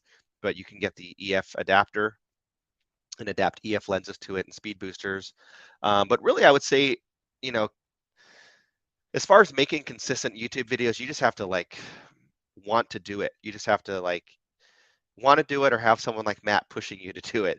But yeah, you just have to want to do it. You just have to want to um, have something that you're passionate about talking about or sharing with others and filming it and putting it out there. And I would say if it's something that you're passionate about and you enjoy doing it, then that's great because you're just having fun and people will probably gravitate to the energy that you're giving off because of the joy that you have with it. If you're doing it just to be like a YouTuber, it's tough. YouTube is a really, really tough game for anyone that's tried. But yeah, I would say just pick up the camera and press record. Let's see. Buddy just got a V2, nice bike. You're a Harley guy. Yeah, Harleys are cool too. Like I've actually I've actually like thought like, I kind of want a cruiser also. So here's my thing is I like to have things that do different purposes. So like I have a car that I never drive. It's my M3. It sits under a car cover and on a battery tender in the garage. But it's like my fun like canyon car, track day car, and then like I have a truck for my daily driver. And like my multistrada is like my truck. Like I can put stuff in the bags. My wife cannot. I can ride on it. She won't fit on the Street Fighter. It's too tiny of a seat. No luggage on there. Cruiser, like I've actually thought like I kind of want like an X Diavel cruiser. Um, or I don't know, even like the Indian Scout Bobber or something. I think it would be kind of cool to have like a different bike too. But yeah, let's see. Which fish medication is your go-to when you have sick fish? I would say that there's not a go-to medication because every type of illness or parasite would be different. My go-to brand, I would say it's going to be Fritz Aquatics, but in all transparency, I am sponsored and paid by Fritz Aquatics. So um, I I wouldn't use their products if I didn't believe in them, and they're phenomenal and they work well. So whether I'm getting paid or not, they're good meds. The fact that I am getting paid, of course, I'm going to use them, and I get the meds for free. But I will use a few of them depending on the situation. So if there's something bacterial, I'll probably reach for Maricin. If I suspect or if I'm just getting the fish in, I'll probably use like Paracleanse. I've used Expel P a few times, like if I see like some wasting or if I think there's some kind of like worm issue internally. So yeah, I also use salt. I also use ICX, which is I think Aquarium Solutions. So that's been really good. In my even though it's not Fritz, ICX, in my opinion, is the ick medication that I've had the most success with. Ever since I got my 55, I never watch TV or play games. I just watch my fish and plants grow. So peaceful to me. I like the new live plants just as much. Yeah, live plants are fun. Um, like you guys can't see it, but if you watch that, actually it'll be in next week's video. But this tank right here, it's a 40-gallon tank, and I bought like a nice one with like a stand and a glass top and everything. And I love this tank. Like the only fish in there are two autosinkless, and then it's just all shrimp. And I just love to like just turn and stare at this tank and look at the plants and look at the shrimp and count the bubbles in the CO2 thing. So let's see. Have I watched the Andor series? Yes, I have. I actually like it. Um, Sometimes I don't always love the Star Wars content that Disney puts out, but the Andor series has been entertaining. I don't think I watched the very last, the most recent episode or the last one, but yes. I think one of my Mbuna is getting singled out, thinking about pulling him to QT to see if I can get him healthier. Any advice for the process and reintroduction of the main tank? Yes. So if you have a fish that's getting picked on, it's important to identify it early on. And if you see damage to that fish, take that fish out, put it in QT, let it get healthy. I would say probably like Maricin, like if it has any injuries, because that will like be like antibacterial, so there won't be any infection. A little bit of salt would be okay even. And then let it like get healthy and rest and not worry about fighting, and then fed so it can get healthy and big again. Reintroducing it to the tank can be easy if done right. I would recommend doing a water change and reducing the water significantly, like a big like 70% water change, and then moving some decorations around. Add a rock or a plant here, or like a plastic plant or whatever, or move things around in the tank so that it appears to be kind of new looking. And then I would also do some high hides. So I've made videos where I use like corrugated drainage piping, or like ABS plastic, because it floats and you can put like a suction cup on it and stick it and hide it. And then these create like little like caves, like 2-inch caves that are up high. So usually when a fish is getting bullied or picked on, they're going to go hide in the furthest away corner. So if you have a couple of those hides in there, the fish that are getting picked on won't get beaten up, because they can just like, oh, I'm going to come out, eat, do my thing, and then go back to my little cave and no one bothers me. So during the water change, move some things around, maybe add some hides in there, put the fish back in there, refill, maybe keep the lights off and keep it dark, maybe put a blanket over it so there's like no ambient light, so it's like dark, and then leave them alone. And then that way, like, it's kind of chaotic and the hierarchy might have changed and they can't see everybody and it's all new decoration, there's less territory to fight over, and that fish, once it's healthy, is probably okay to put back in. Someone says Andor has been legit. Can you use salt and ICX at the same time? Yes, you can. I have done so. You probably don't need to if you're doing the ICX dose the way it's supposed to be done, but you could use ICX and salt. I've never used ICX in my brackish setups or brackish fish, because there's so much salt, or I'm introducing salt, that any ick in there is going to die off. So let's say I buy a fish and it's supposed to be a brackish fish, but it was kept in freshwater at the store or the wholesaler. When I get it, the first couple of days, I'm adding a teaspoon or a tablespoon of salt, every day or whatever, bringing up the specific gravity. And so because I'm adding salt right away over a period of weeks, there's so much salt in there that their ick is never present. Let's see. How long can you use the ammonia pads from Aquarium Co-op? Do you have to change them after a while? I have not used those, so I cannot speak from personal experience because I've not used them. I personally have not had a situation where I've needed to have them.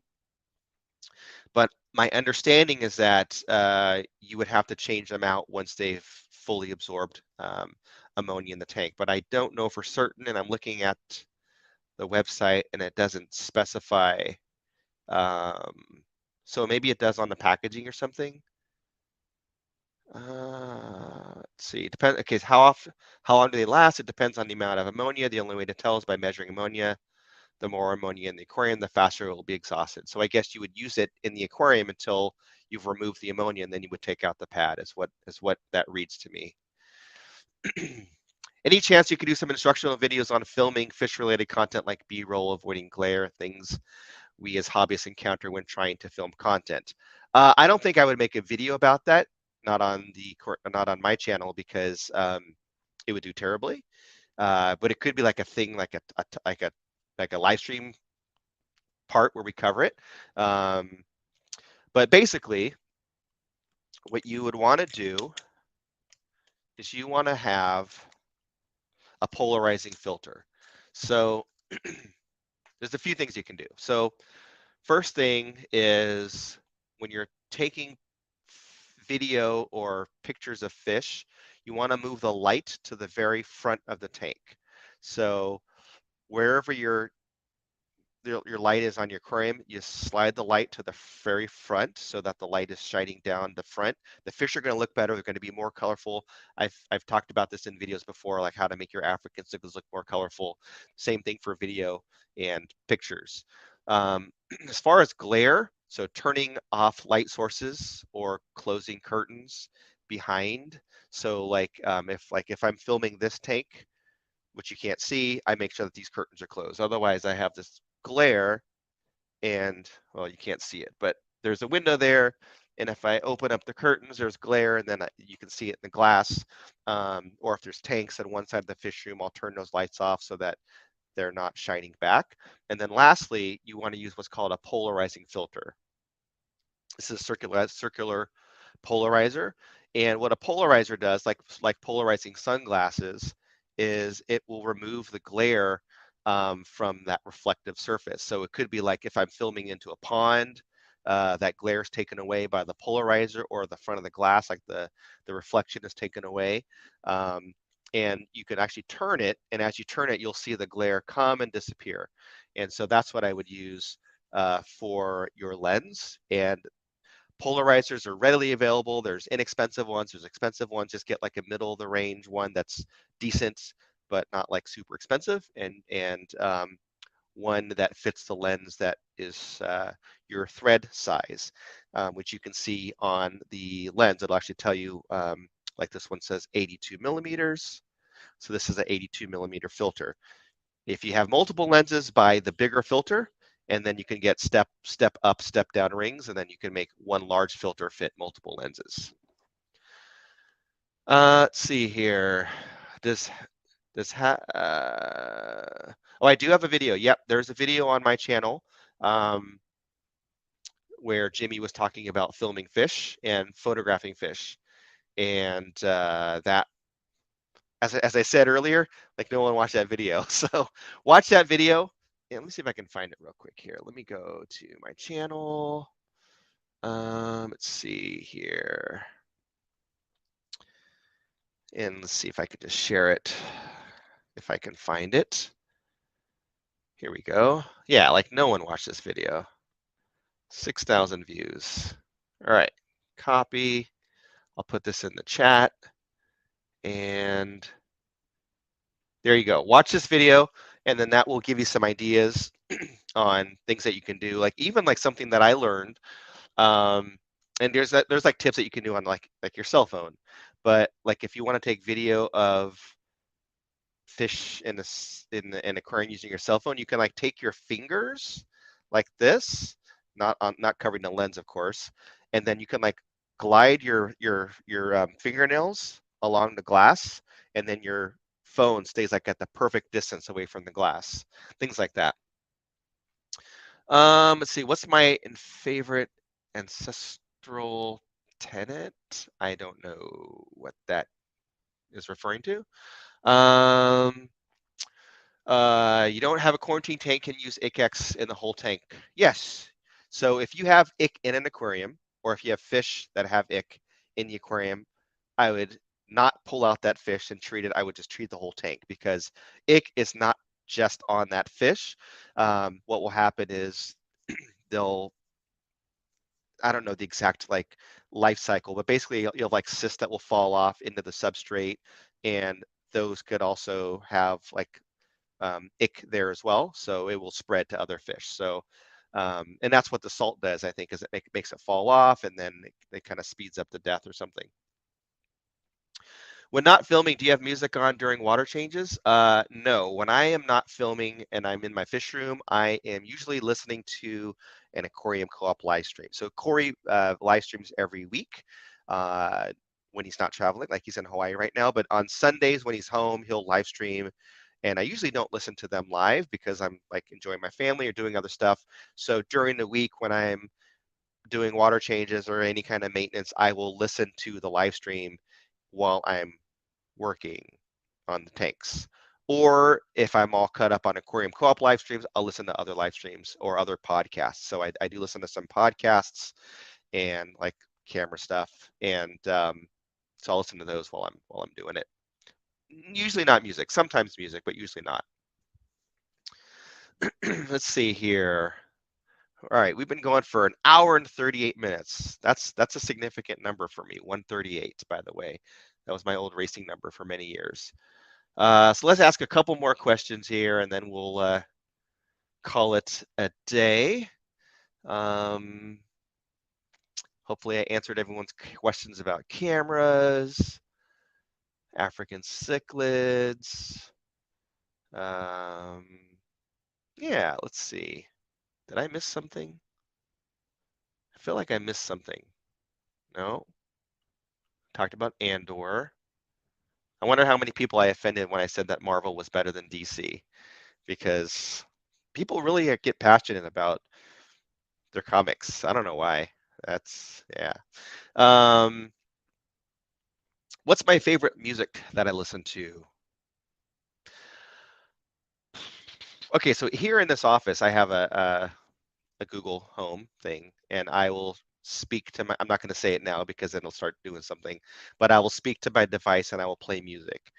Usually like when I'm working, I'll listen to like jazz, like Miles Davis or something, like my Miles Davis channel, or I'll listen to like some smooth like smooth R&B or something, just like instrumental stuff, like maybe like songs that I know from the 80s and 90s, but it's just like the instrumental stuff.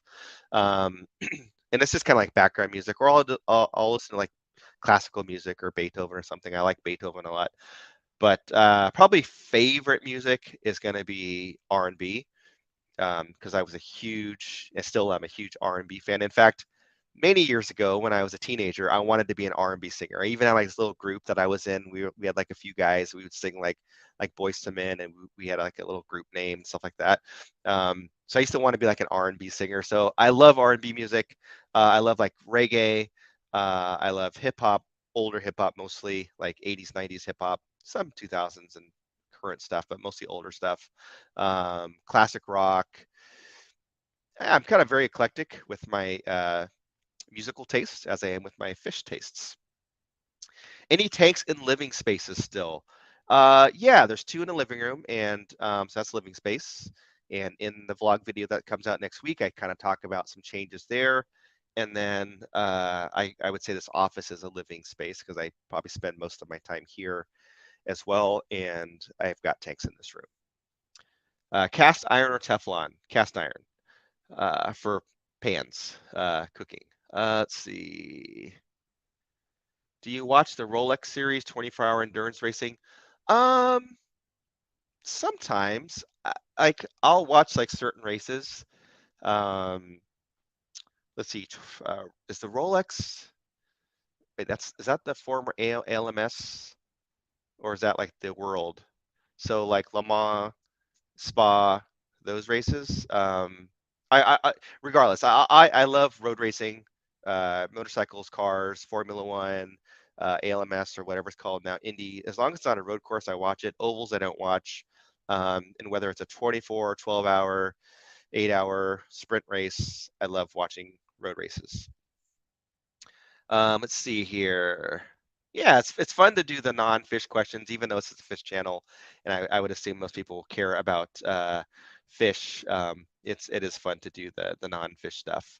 Um, let's see. You talked about worldwide. Yeah, so yeah, the world endurance. Yep, I enjoy it. What I don't enjoy. Here we go. This is rant.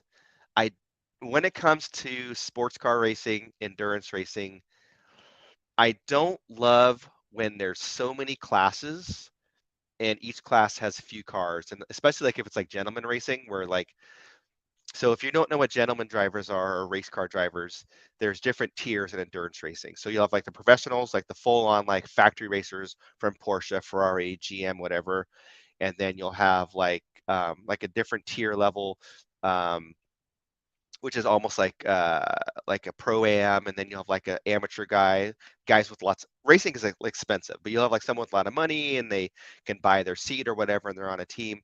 But I don't love like all the different classes because it kind of makes the racing more muddled. And I don't like it if there's like, 4 cars in a class, like it's a Daytona prototype, and then there's another prototype class. Like just make it all one prototype and have 10 or 15 cars instead of 3 of this and 6 of those or whatever. Um, I don't do any more racing. Uh, I like freestyle music, expose, cover girl, Stevie B. I wouldn't say I listen to that now. Definitely don't listen to expose or cover girls now. But if a song comes on, like my wife, like, oh, this is my jam back in the day, or like a Stevie B song. This is showing my age, but like Stevie B was big when I was like in middle school, like the song Spring Love. So like if that song comes on, like it reminds me of like the middle school dances or whatever. But yeah. Let's see here. Are we running out of things to ask me? Racing questions. Yeah, so someone asked if I still race. I don't. I'm much too old and too heavy to race motorcycles.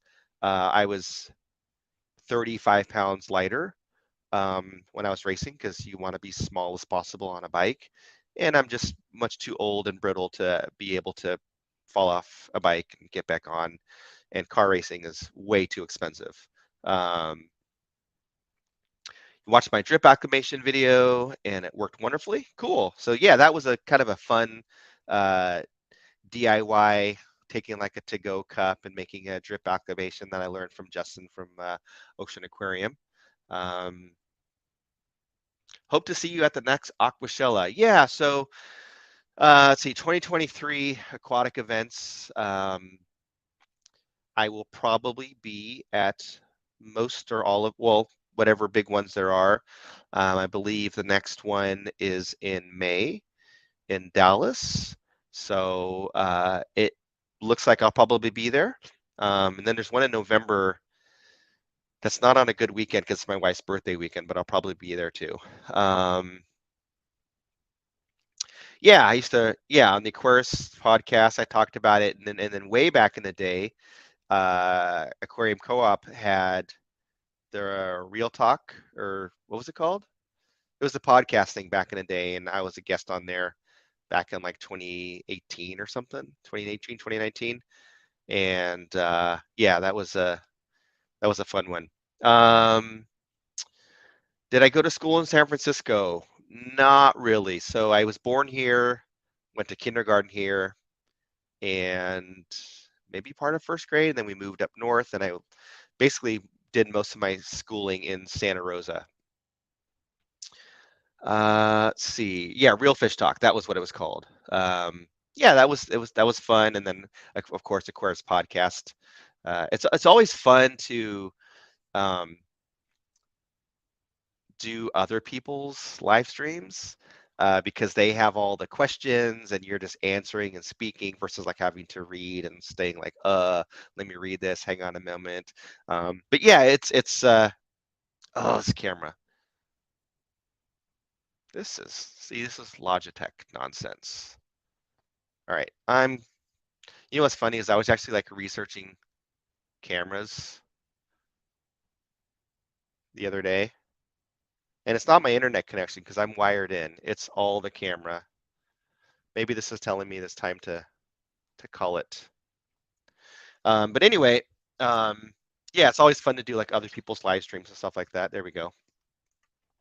It's the autofocus. You know what I've actually noticed too is being of darker skin, because these are probably like phase detect autofocus cameras or something like that.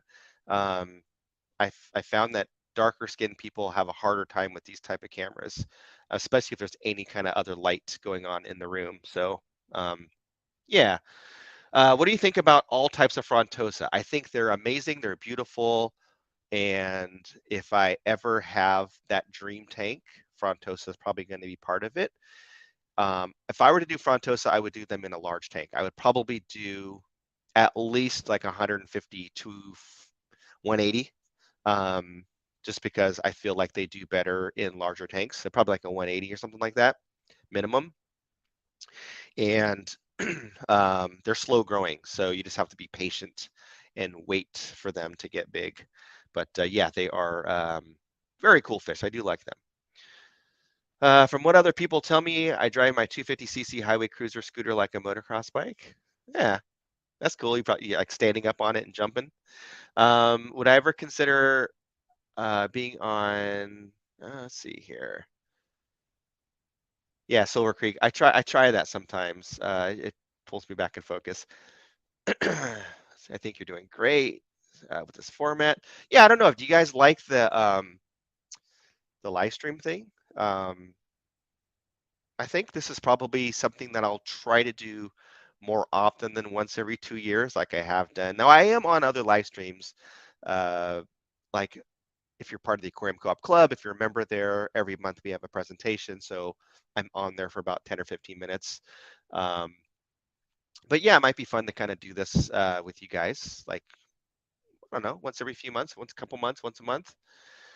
You like my sweatshirt? That's a good message. Why are they illegal in the first place? So yes, this is a legalized arowana. Um, so the Asian arowana is illegal in some countries, including the United States. And I believe it has to do with their status as far as being endangered.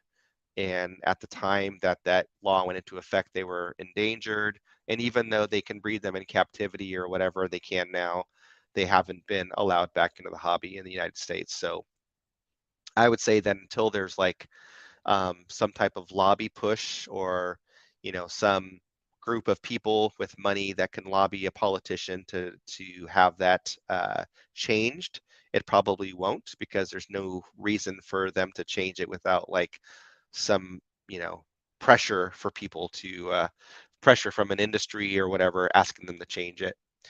Let's see. Whatever next camera you get, having multiple autofocus points would help. Very fun feature on your Sony Xperia phone. Yeah, so like obviously like autofocus like on a camera like this has amazing autofocus. Problem is when you have like a tiny sensor on a webcam that costs $90, they don't do so well. So there's actually one that's made by Insta360. It's like a little gimbal one that I'm looking at, and has like I think it has a 1/2-inch sensor. So when it comes to cameras, like it's all about sensor size. That's why no matter how great they make these cameras, like, and this is a good camera as far as a phone that I can carry in my pocket all the time, but the scent in it, but all like the good stuff that you see on these cameras, it's all like um, it's technology based. It's not sensor based. Like it's like AI, and so there's no way that that this camera will ever compete with something like this because of the sensor size. You can get really close, but until you can get like a bigger sensor, that's always the issue. Do I have dogs or cats? We have a dog. I love dogs. My dog's named Captain. He is a mini Australian Shepherd that is super, super a people dog. He loves, let me see if he can come here. Let me get him. Let me see if he'll come. Captain, come. If my family's home, then he's probably downstairs and he'll run up here. I have this little stream in progress sign. Are you here, Captain? Okay, I don't think he's here. Maybe they went somewhere. But anyway, yeah, little Ozzy. He's on my channel every once in a while, and I do love dogs. Let's see. I have an Insta360, an invisible selfie stick for filming motorcycle stuff. Yeah. Oh, yeah. Matt has a Insta360 too. He has a new one. I think it's like the stitching software and all that stuff that's kind of a pain in the butt. But yeah, it always looks cool. I just I've never had my own 360 camera, but the Insta360, I think it's Insta360. The camera that they made, it's not a 360 camera. It's just a it looks like the DJI Osmo Pocket, like that little gimbal head, and it just fits on the top of your screen, and then you can like move around, and it will follow you like Center Stage does with Apple. You can do like top down, so it'll like the gimbal will move and like point at your desk or whatever. Yeah, Garcia Aquatics says it's great meeting you at Aqua Expo and at Aquashella. Yeah, it was good to meet you, and I love meeting people. That's probably my favorite thing when it comes to going to those shows, because you've been to one aquarium convention, they're kind of all get to be pretty similar as far as like the vendors and the displays and all that kind of stuff. Like there might be a couple of things here or there that are new, but mostly it's just like I love to meet people. I like to see people that I know, also other creators, and say hi and chit chat. But I love to like meet a new person and they come up to me and say like, I really enjoy this content that you made, or this really helps me with something, because like that's my only real interaction besides Livestream, right? Is my only real interaction with all of you is when I get to meet you, because normally I'm just staring at a camera lens and I have no interaction. I have no idea, how that's impacting other people. Do I watch NFL games? Yeah, I watch some. I watch less team sports than I used to. I used to like watch baseball, football, basketball, get all excited, put out all my Niner gear, Warrior gear, Giants gear, whatever, go to games. What I found is that it started to impact my life negatively to where I stopped enjoying it. And so now I follow it and I watch it. Like I loved Michigan beating Ohio State last week, and I watched like half the game. I loved watching the Niners beat Arizona Monday Night Football in Mexico City. But I try not to get too consumed with team sports because it takes a lot of time. I don't want to dedicate 3 or 4 hours of my day to just watch a game and be disappointed when they lose. And what I found is like when the 49ers lost the Super Bowl, the most recent Super Bowl loss to Kansas City a couple years ago or whatever, like I was just so like upset. Like I wouldn't watch ESPN for like 2 weeks. I didn't want to see highlights. I didn't want to see anything. And I thought, you know what? Like, why am I getting so angry and worked up about a team sport on a team that I'm not part of, on a game that's just a game that is thrown around a football or basketball or whatever it might be? Why get upset because they lose? Like, just enjoy it for what it is. So now, like, if they're doing well and I pop on the TV or whatever, it's a good game, I'll watch it, but I don't get caught up in it like I used to because, yeah, go blue. Yeah, my uncle went to Michigan, and so I've just kind of through him, I'm a fan. But yeah, all right. Let's see here. We are about 2 hours in. We're an hour and 55 minutes in. Still like 100 people watching. So yeah, maybe a couple more questions here.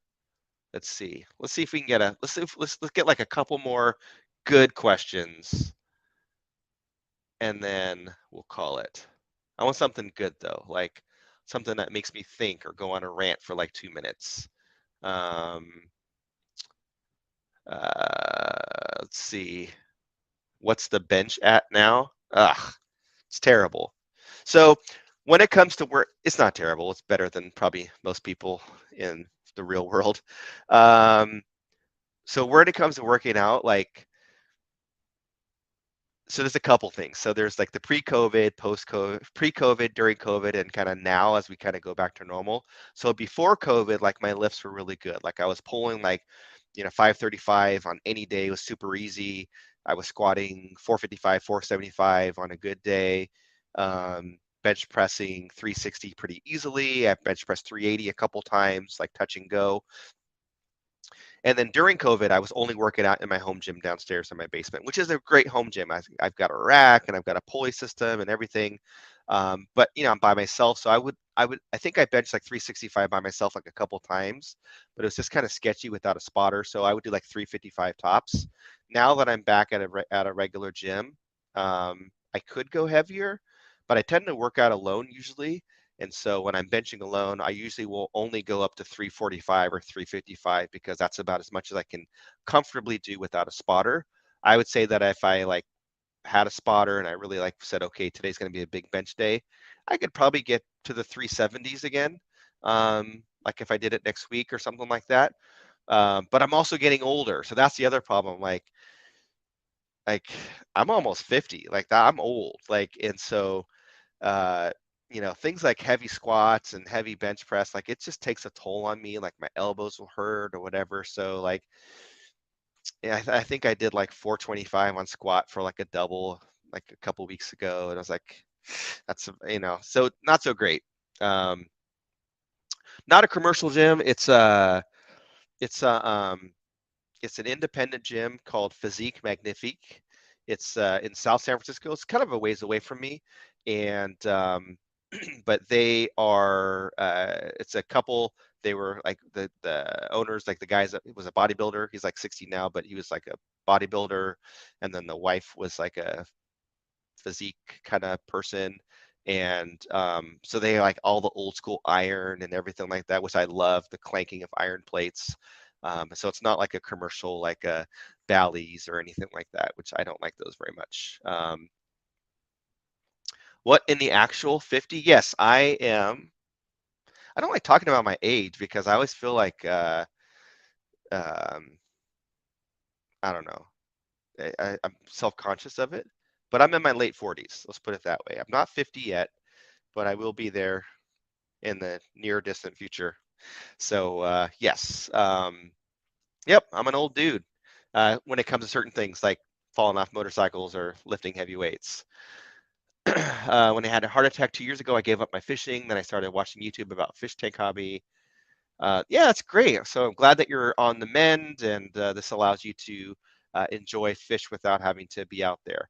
Um, Haplochromis, I've never bred, so I don't have any advice there. So when I'm in my 70s, I'm gonna look 45. Yeah, so like there's like the joke I say, black don't crack and Asian don't raisin. So for those of you that don't know, I'm half black, half Japanese. So I have the Asian and the black genes. So my skin does really well as far as like aging, but I do have like silver hair, as you guys know. How do I stay consistent in the gym even though I do so many other things? I just make it a priority, and it's part of my life. It's just a part of my lifestyle. So working out has always been like part of my life going back to a teenager, which as we know now is over 30 years ago. So being fit and being physically active has been something that has always been part of me. Part of it's like uh I don't want to say ego, but like I like to look good, so being fit obviously helps in that way. And then it keeps you healthy and everything like that. But also, I enjoy like the act of movement and exercise and just the way that it makes me feel. And so, yeah, it's just something that I do. I've changed my workouts over the years. I've changed like the duration of my workouts and the frequency of my workouts. So I'm not doing like 6 days a week for an hour and a half all the time anymore, because my body's like, no, that's not so great. So maybe I'll do like 4 to 5 days a week for an hour, and then like I'll walk my dog for a couple miles or something like that. And that just seems to work better for me as far as my body. What got me into fish keeping? I actually made like a little, here, let me pull that up here. This is okay. So talking about my channel and my content, there is, let's see, let me search.